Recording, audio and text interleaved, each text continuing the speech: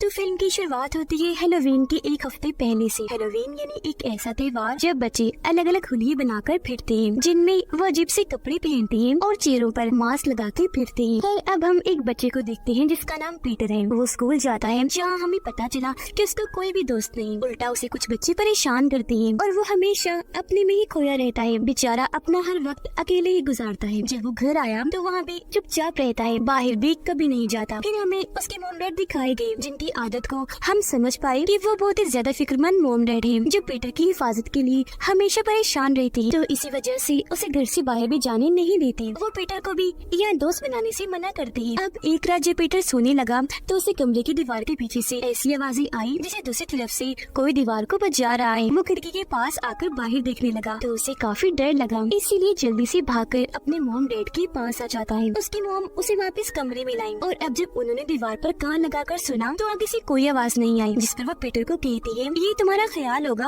और कुछ नहीं, इस बारे में इतना ना सोचो और सो जाओ। अगले दिन पीटर जब स्कूल गया तो आज उनकी नई टीचर आई थी। वो जब पीटर को देखती है तो ये महसूस करती है कि वो डरा सहमा बैठा है, तो उसके साथ जुड़ने की कोशिश करती है क्योंकि जाहिर है वो टीचर थी जो अपने स्टूडेंट को संभाल सकती है। अब रात को घर पर जब पीटर अपने मॉम डैड के साथ खाना खा रहा था तो उनको कहता है कि हैलोवीन आ रही है तो मैं भी बाहर जाना चाहता हूँ और ट्रिक और ट्रीट गेम खेलना चाहता हूँ क्योंकि बाकी बच्चे भी वहाँ जाएंगे। अभी सुनकर उसकी मॉम साफ साफ मना कर देती है कि नहीं, तुम कहीं नहीं जाओगे। जिस पर यहाँ उसके डैड एक हादसे के बारे में बताने लगते हैं कि जब पीटर तुम पैदा भी नहीं हुए थे तो इसी टाउन के एक बच्ची हैलोवीन की रात को ट्रिक और ट्रीट गेम खेलने के लिए निकली थी, पर अचानक वो लापता हो गई और बस तभी से हम उस हादसे की वजह से डरे हुए हैं। यही वजह है कि तुम्हें बाहर कहीं भी जाने नहीं देते। सारी बातें सुनने के बाद पीटर अपने कमरे में आ जाता है सोने के लिए, जहाँ दिखाया गया कि कोई कमरे की दीवार को दूसरी तरफ से इधर की तरफ पुश कर रहा है, यानी धकेल रहा है, क्योंकि वहाँ से दीवार बाहर उभर रही थी। जिसके साथ ही पीटर को वहाँ से एक लड़की की आवाज सुनाई देने लगी जो उसका ही नाम बार बार पुकार रही थी, पीटर पीटर इधर आओ मेरे पास, मेरी बात सुनो, मदद चाहिए। जो सुनकर तो वो बहुत ज्यादा डर जाता है और चिल्लाने लगा। उसकी आवाज सुनकर पीटर के डैड वहाँ आए। वो जब दीवारों को चेक करते हैं कान लगाकर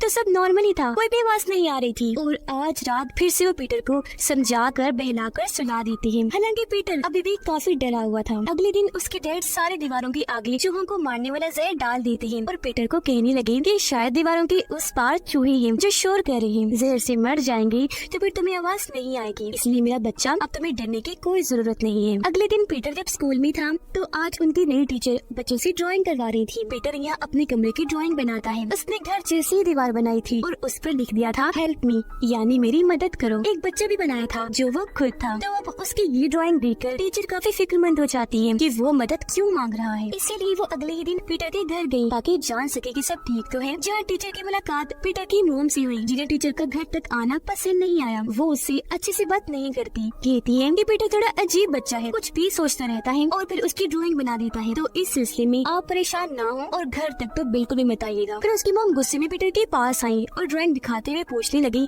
कि ये क्या है, तुमने हेल्प मी क्यों लिखा, आखिर तुम किससे मदद मांग रहे थे और क्यों। इस पर पीटर झट से बोल देता है मोम मदद वो मांग रही है न कि मैं। अब ये वो कौन थी इस बारे में हमें जल्द पता लगने वाला है। यहाँ उसकी मोम इस बात पर ज्यादा ध्यान नहीं देती और उसे समझाती है कि फजूल मत सोचा करो, तुम्हारे ये उल्टे सीधे ख्याल हमें मुश्किल में डाल देंगे। जो कहकर वो यहाँ से चली गई। अब रात को पीटर जब सोने की कोशिश कर रहा था तो दीवार के पीछे से दोबारा लड़की की आवाज आई। इससे पीटर कहता है कि मैं जानता हूँ तुम असली नहीं हो, सिर्फ मेरा ख्याल हो। इस पर वो लड़की जवाब देती है कि नहीं, मैं हूँ असली, लेकिन कुछ खास मकसद नहीं है मेरा, बस तुमसे दोस्ती करना चाहती हूँ, लेकिन अगर तुम चाहती हो कि मैं यहाँ से चली जाऊँ तो मैं चली जाऊंगी। जिस पर पीटर उसे ना जाने का कहकर यही रोक लेता है क्योंकि उसका कोई दोस्त नहीं था और ये लड़की तो उसे दोस्ती करने की बात कर रही थी। अगले दिन पीटर जब स्कूल में था तो आज सारे बच्चे पंपकिन यानी कद्दू पर हैलोवीन की ड्राइंग्स बना रही थी। पीटर ने भी अपने पंपकिन पर काफी अच्छी और साफ ड्राइंग की थी, जिसे देखकर वो बहुत खुश हो जाता है। लेकिन तभी एक शरारती लड़का वहाँ आया और पीटर को परेशान करने के लिए पाँव मार मार कर उसका पंपकिन तोड़ देता है, जिस वजह से वो बहुत ज्यादा दुखी हो गया। घर जब आया तो रात को अपने बिस्तर पर लेटकर रोने लगता है, जहाँ तभी वो लड़की उसे तसल्ली देती है, कहने लगी कि परेशान ना हो, ऐसा एक दफा मेरे साथ भी हुआ था, तो तुम मत रो और अपना बदला लो। उसके बाद पीटर पीटर पर असर कर गई, इसलिए अगले ही दिन स्कूल जाकर वो उस शरारती बच्चे को धक्का मारकर सीढ़ियों से गिरा देता है। और क्योंकि वो काफी ऊपर वाली सीढ़ी से गिरा था तो इस वजह से उसकी टांग टूट गई। घर आने पर जब उसकी मॉम डैड को पीटर की इस हरकत का पता चला तो वो काफी परेशान हो गई, ये सोचकर कि इसमें इतना गुस्सा भरा है। लेकिन उसके डैड को ये हरकत अच्छी नहीं लगी, तो सजा देने के लिए वो पीटर को बेसमेंट में ले जाकर वहीं बंद कर देती है। उसके डैड जब बंद करके चले गई तो वो वहाँ काफी बड़ा पिट यानी गड्ढा देखता है, जिसे फिलहाल जाले से बंद किया हुआ था, लेकिन उसके अंदर एक भालू पड़ा था। अगले दिन पीटर की टीचर जब अपने घर पर थी तो वहाँ उनसे मिलने स्कूल के प्रिंसिपल आए, जो टीचर को कहते हैं कि आपको ऐसे उनके घर जाना नहीं चाहिए था। उन्हें काफी बुरा लगा है। इस पर टीचर जवाब देती है कि मुझे पीटर की फिक्र थी इसीलिए मैं गई, और मुझे तो उसकी मुंह में काफी अजीब लगी। इस पर प्रिंसिपल कहती है कि अगर आपको उसकी फिक्र है तो हम यही स्कूल तक ही रख लेंगे, उनके घर नहीं जाना। उनके जाने के बाद टीचर सारे बच्चों के टेस्ट चेक करती है, और क्योंकि पीटर की फिक्र तो उन्हें पहले ही थी तो टेस्ट देने के बहाने वो उनके घर जाती है, जहाँ वो तो बेसमेंट में बंद था। लेकिन ये बात टीचर को पता नहीं थी। यहाँ उसकी मॉम डैड टीचर से बात करते हैं और हम उसके डैड का बड़ा ही अजीब बर्ताव नोटिस कर पाते हैं। वो हाथ में हथौड़ी लेकर घूम रही थी, उनकी बाजू पर चोट लगी हुई थी जिससे बहुत तेज खून निकल रहा था। पूछने पर वो बताते हैं कि मैं चीजों को ठीक करने का मुरम्मत का काम कर रहा था, बस ये चोट तब लग गई। अजीब बात ये थी कि उन्होंने पीटर का स्कूल भी छुड़वा दिया था। अब रात को मॉम पीटर को बेसमेंट से बाहर निकालकर उसे अच्छे से खिला पिलाकर सोने के लिए भेज देती है। वो जैसे ही गए अकेले होते ही पीटर दीवार के पास आया और वहाँ खटखटाने लगता है। तब वो लड़की फौरन आई और उससे बात करने लगी। कहती है मुझे भी तुम्हारी फिक्र है पीटर, इसलिए मेरी बात गौर से सुनो। मॉम डैड से संभाल के रहना, क्योंकि जैसे वो दिखते हैं वैसे है नहीं। वो ऐसे जाहिर करवाते हैं ना कि तुमसे प्यार करते हैं, परेशान रहते हैं, पर ये झूठ है। जिसके साथ ही वो यहाँ ये राज खोलती है कि मैं भी और कोई नहीं बल्कि तुम्हारी बहन हूँ। इसे सालों से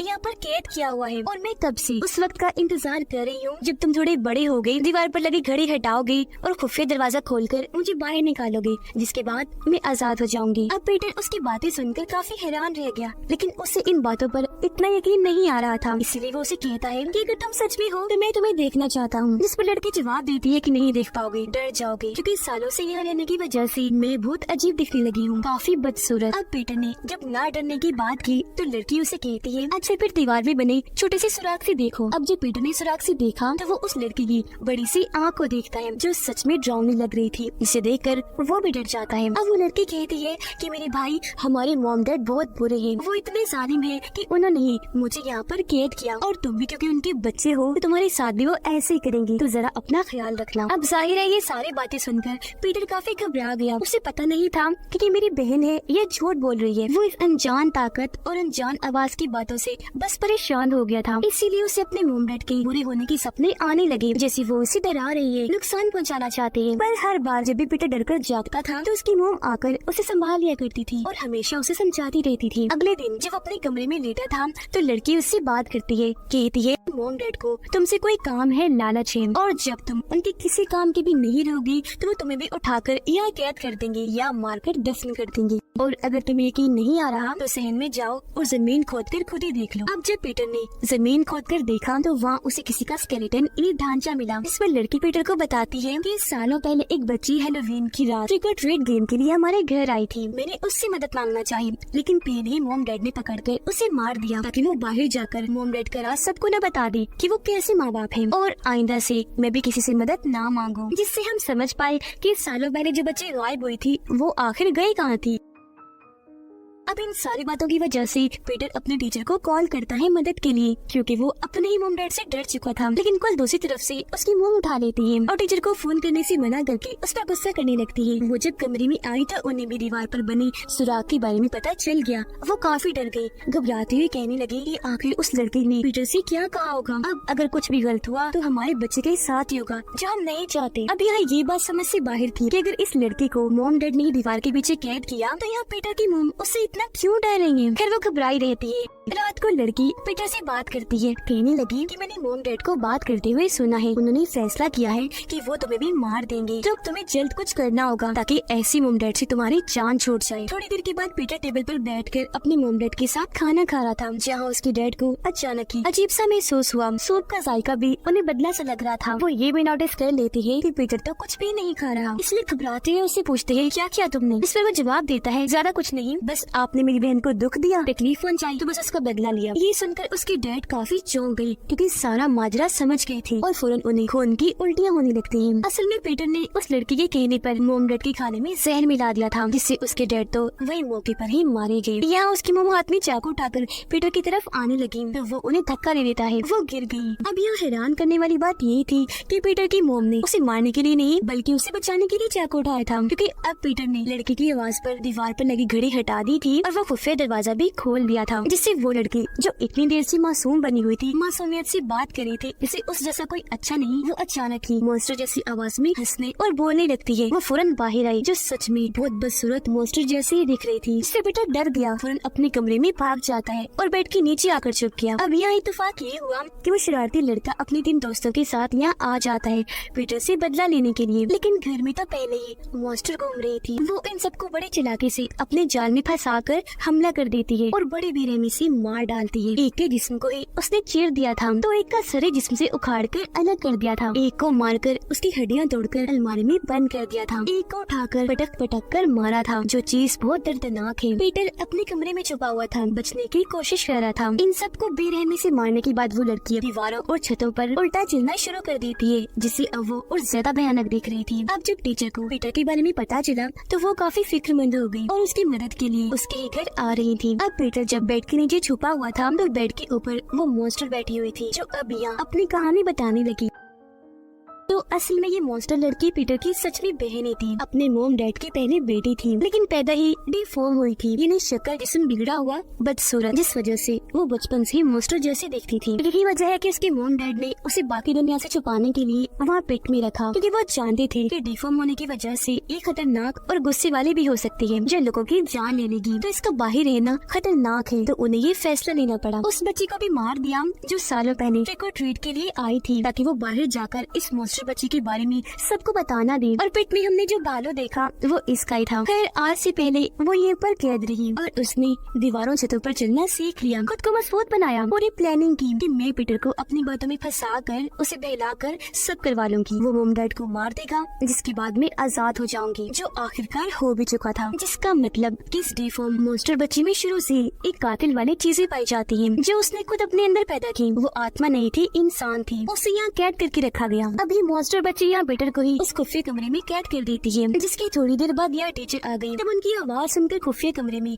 दीवारों के पीछे से वो उन्हें आवाज लगाने लगा। तब टीचर जल्दी से वहाँ आकर दीवार तोड़कर उसे बाहर निकाल ही देती है, लेकिन तभी मॉन्स्टर लड़की यहाँ आकर दोनों पर हमला कर देती है। वो पीटर को पीठ में फेंककर बाहर टीचर से लड़ने लगी, लेकिन पीटर यहाँ होशियारी करता है। वो उसके लंबे लंबे बालों को पकड़कर ऊपर आने की कोशिश करने लगा, फिर अपने टीचर की मदद से दोबारा उसे पीठ में फेंककर उसे वहाँ पर कैद कर देता है। इस सब के बीच हमने ये देख लिया कि वो लड़की असल में पीटर से नफरत करती है, हालांकि वो उसका भाई है। नफरत करने की वजह ये थी कि पीटर हर लिहाज से ठीक था, प्यारा भी था, लेकिन वो लड़की मॉन्स्टर जैसी दिखती थी। माँ बाप के उस प्यार के लिए वो बचपन से तरस रही थी, जो उसकी जगह पीटर को ही मिल रहा था, क्योंकि हर चीज की गवाह वो खुद थी, सब सुन सकती थी, देख सकती थी, जो चीज उसे बहुत दुख दिया करती थी। यही वजह है कि उसके मॉम डैड हमेशा पीटर के लिए परेशान रहती थी, क्योंकि वो जानती थी कि हमने अपने ही घर में बहुत बड़ा राज छुपा के रखा हुआ है। असल में वो बच्ची जो यहाँ आई थी उसे मॉम डैड ने नहीं बल्कि पीटर की इस मॉन्स्टर बहन ने मारा था, तो इसलिए मॉम डैड ने उस बच्ची को यहाँ ही दफना दिया, ताकि ये बात यही राज बनी रहे, इस बारे में किसी को पता ना चले। ऐसे करने के बाद उन्होंने अपनी डिफॉर्म बच्ची को भी बेसमेंट वाले पिट में बंद कर दिया, ताकि वो पीटर को